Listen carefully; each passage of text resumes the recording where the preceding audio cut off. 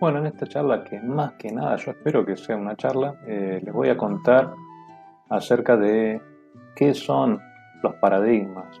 Pero primeramente tenemos que pensar en qué es esta palabra, de dónde viene.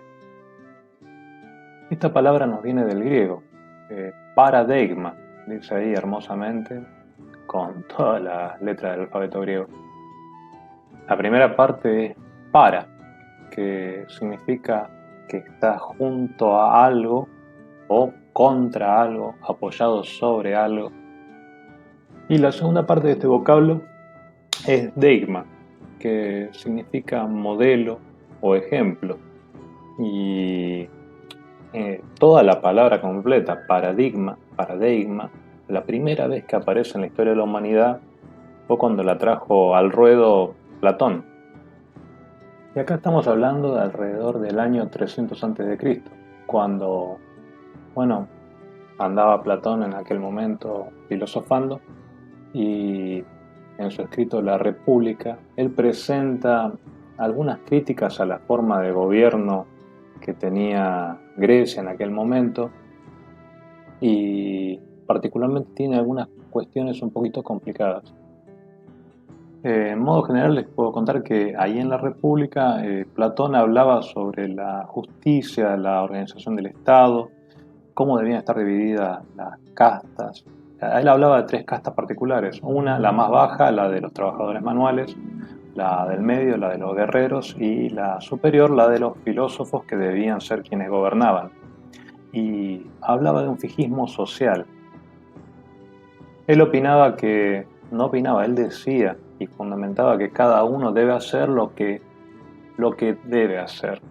O sea, nadie podía dejar de ser herrero. O sea, el herrero debía ser herrero, no podía pretender ser guerrero, y el guerrero no podía pretender ser filósofo y menos gobernante.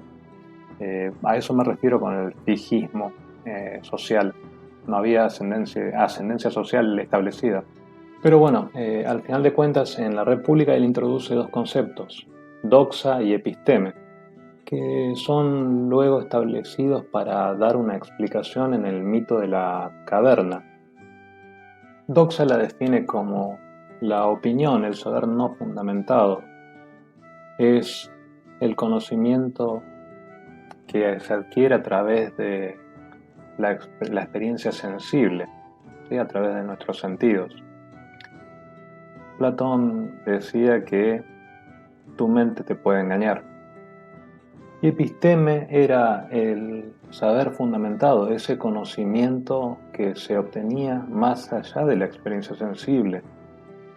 Eh, Era un saber que estaba fundamentado en la lógica, y el sumum de esa lógica estaba representada en las matemáticas. Este era el conocimiento verdadero, la ciencia. Era capaz de separar lo que es verdad de lo que no lo es. Esa era la búsqueda de la verdad, de las verdades últimas. Y respecto a las matemáticas es que no se puede mentir con matemáticas. O sea, los teoremas son o no son. Por eso se basaban muchísimo en la lógica y la matemática. ¿Y cómo entra todo esto en el mito de la caverna y la República de Platón? Platón utiliza esta alegoría de la caverna para explicar eh, que en realidad la realidad no es como la vemos. Él habla en este relato de un grupo de esclavos que vive encadenados con la única posibilidad de mirar hacia la pared las sombras de unos objetos perfectos que se reflejan ahí, y ellos sienten que esa es su realidad, que esos son los objetos, las sombras. Y ocurre luego que uno de estos esclavos logra liberarse para salir de la cueva. Y al salir de la cueva logra ver el mundo con sus propios ojos, con todo el brillo real del mundo tal cual son, no las sombras. Y decide que su tarea era volver a la cueva para contarle a sus compañeros esclavos y tratar de liberarlo. Y lo único que logra este hombre que vuelve a la cueva es que se le rían y queda ante la posibilidad de que sus compañeros lo maten eventualmente. ¿Por qué no le creen? Una artista plástica, René Magritte, en 1928, hizo este dibujo donde muestra que eso no es una pipa, eso es una representación de una pipa, no es la pipa en sí, no es el objeto, es la representación. Y básicamente a eso se refería Platón. Cuando uno piensa en una silla, no piensa en todas las sillas del mundo, sino en características comunes que tiene esa silla, y a eso se refiere este objeto perfecto.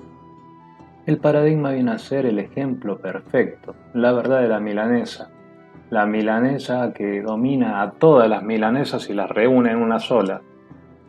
A estos objetos perfectos solamente nos llegan a través de la reflexión de sus imágenes. En la caverna, Platón hace una alusión al esfuerzo de Sócrates por ayudar a los hombres a conocer la verdad que terminó en su condena a muerte. Y esto fue recuperado también en la cultura popular, mayormente en la película Matrix, pero hay varias películas en donde también se hace eco de este pensamiento y muchos otros libros. Y acá es donde se pone un poco álgida la cosa normalmente, sobre las opiniones. O sea, uno ve de un lado, el otro lo ve del otro y cada uno ve lo que ve. Y en tanto no hay información, lo único que hay son opiniones.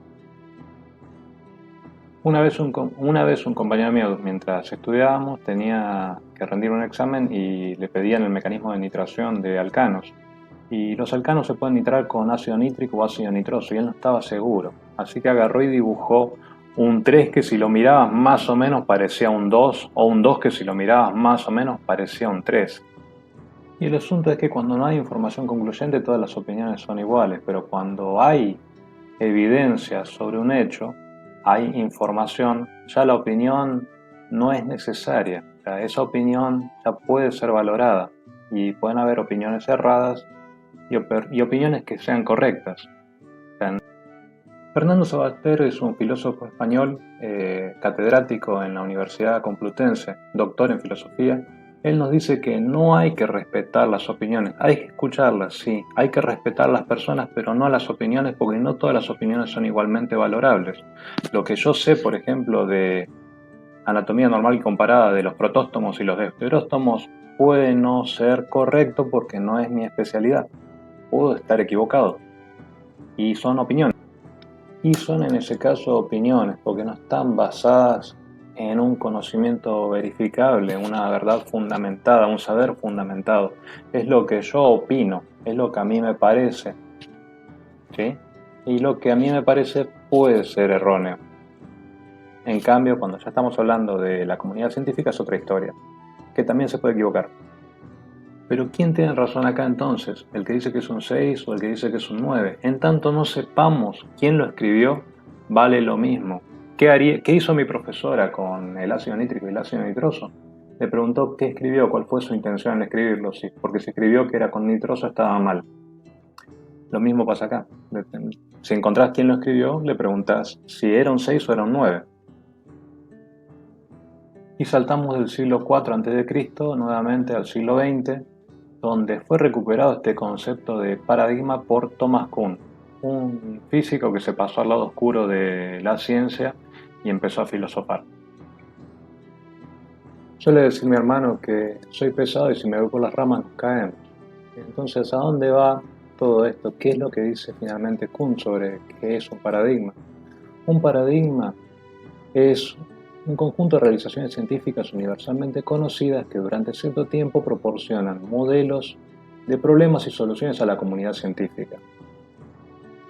Entonces, ¿qué son los paradigmas? Son un conjunto de creencias, convicciones, certezas que tiene una determinada comunidad científica en un determinado momento de la historia y en un determinado lugar del mundo.